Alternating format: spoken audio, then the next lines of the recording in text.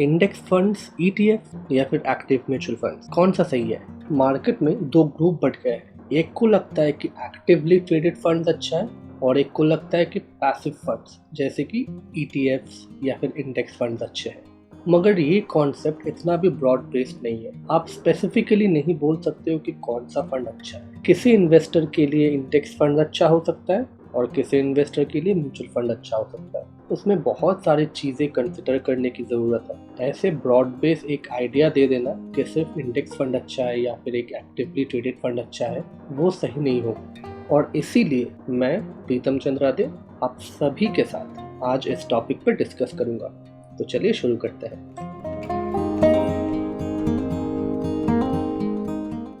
आपके लिए ये जानना बहुत ज़रूरी है कि एक इंडेक्स फंड या फिर एक एक्टिव म्यूचुअल फंड कितना रिटर्न दे सकता है, क्योंकि टारगेट जाने बिना आप उसको अपने पोर्टफोलियो में इंक्लूड नहीं कर सकते हो। इंडेक्स फंड्स या फिर इंडेक्स ईटीएफ्स कोई भी एक पर्टिकुलर इंडेक्स को रेप्लिकेट करता है।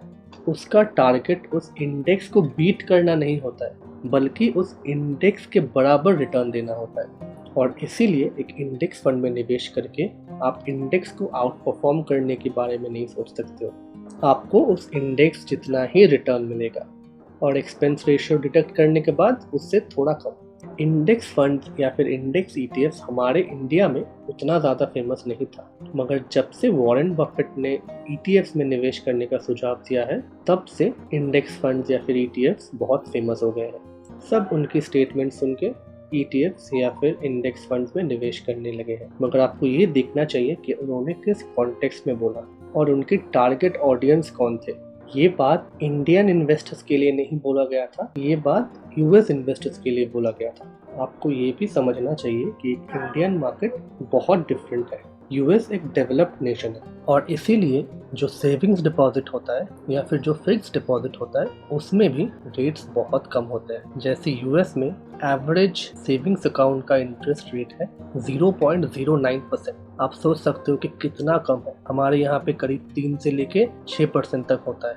हमारे यहाँ बैंक एफडी में करीब 4 से लेके 7% का इंटरेस्ट देते हैं, मगर यूएस में बैंक एफडी में करीब 1 से लेके 3% का इंटरेस्ट होता है। और इसीलिए यूएस में करीब 50% यूएस सिटीजन्स शेयर मार्केट में निवेश करते हैं और इसीलिए यूएस मार्केट्स इतना सैचुरेटेड है। और एक सैचुरेटेड मार्केट में कंसिस्टेंटली इंडेक्स को बीट कर पाना बहुत डिफिकल्ट है।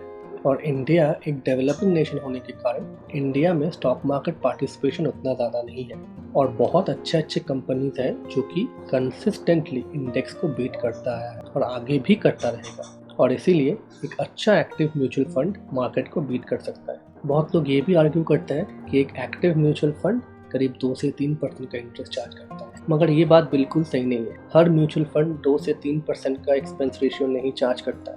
बहुत सारे ऐसे म्यूचुअल फंड्स हैं जिनका एक्सपेंस रेशियो 1% से भी कम होता है और वो एक इंडेक्स से करीब 4 से 5% ज़्यादा रिटर्न देता है। तो अगर मुझे 50 पैसे ज़्यादा दे के 2, 3 या 4 रुपया ज़्यादा मिल रहा है तो वो मेरे लिए बहुत ही अच्छा ऑप्शन है। मैं 50-60 पैसे बचाने के लिए 3-4 रुपये का नुकसान क्यों करूँ? मुझे ये लॉजिक बिल्कुल समझ में नहीं आता। मैंने ऑलरेडी कुछ अच्छे म्यूचुअल फंड्स के ऊपर वीडियो बना रखा है, उसका लिंक मैं ऊपर कार्ड पे दे दूंगा और नीचे डिस्क्रिप्शन में भी दे दूंगा, आपको ज़रूर चेक कर लेना। चलिए कुछ ऐसे म्यूचुअल फंड देखते हैं जो कि इंडेक्स को बहुत ही आसानी से आउट परफॉर्म करता आया है और जिनका एक्सपेंस रेशियो भी 1% से कम है। सबसे पहला एग्जाम्पल है एक्सिस ब्लू चिप फंड का। ये एक लार्ज कैप फंड है और इसीलिए इसको हम लोग निफ्टी से कंपेयर करेंगे। जो येलो लाइन है ये इस फंड का रिटर्न है, ये जो ब्लू लाइन है वो निफ्टी का रिटर्न है। आप देख सकते हो कि इस फंड ने हमेशा से निफ्टी का आउट परफॉर्म करता है और इस फंड का एक्सपेंस रेशियो है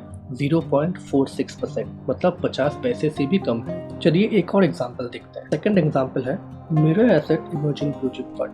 जैसे कि आप इस चार्ट में भी देख सकते हो, इस फंड ने निफ्टी 50 को बहुत ही आसानी से आउट परफॉर्म किया है। इस फंड का एक्सपेंस रेशियो है 0.92%। इससे आप समझ सकते हो कि अगर आपको 50-60 पैसे ज़्यादा देके 3-4% का रिटर्न ज़्यादा मिल रहा है, इसमें कोई खराबी नहीं है। इसका ये मतलब कभी भी नहीं है कि हर एक एक्टिवली मैनेज म्यूचुअल फंड अच्छा होता है। बहुत सारे एक्टिव म्यूचुअल फंड्स इंडेक्स को कंसिस्टेंटली आउट परफॉर्म नहीं कर पाते हैं और ये भी सच्चाई है। तो ये आपकी जिम्मेदारी है कि आपको थोड़ा सा ज़्यादा रिसर्च करना पड़ेगा और एक अच्छा फंड मैनेजर या फिर एक अच्छा फंड ढूंढना पड़ेगा जो आपको अच्छा रिटर्न दे सके। और ऐसा भी नहीं है कि इंडेक्स फंड हर किसी के लिए खराब है। अगर आप एक सीनियर सिटीजन हो, आप ज़रूर इंडेक्स फंड में निवेश कर सकते हो। एक रिटायर्ड पर्सनल के लिए एक इंडेक्स फंड में निवेश करना ही सबसे बेहतर उपाय है, क्योंकि यहाँ पे रिस्क बहुत ही कम होता है और रिटर्न्स भी एफडी से थोड़ा ज़्यादा मिल जाता है। फिर अगर आप बहुत ही कंजर्वेटिव इन्वेस्टर हो, आपको सिर्फ 10 या 12% का ही रिटर्न चाहिए, तो भी आप इंडेक्स फंड में निवेश कर सकते हो।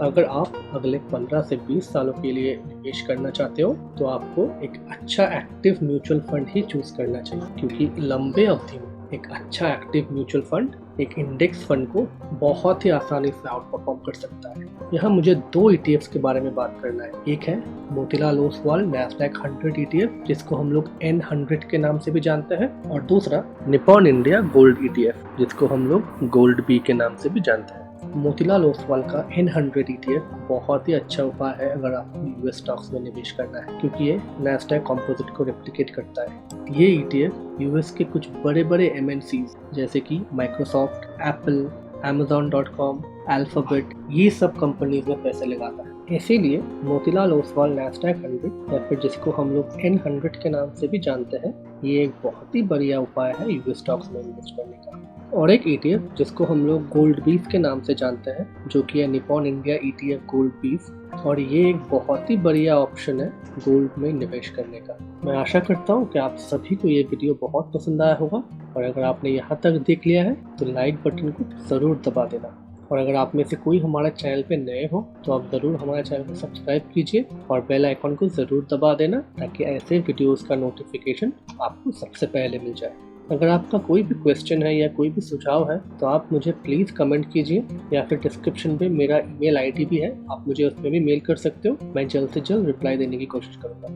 तो अगले वीडियो तक मैं प्रीतम चंद्रादे आप सभी से आज्ञा चाहूँगा। टेक केयर एंड जय हिंद।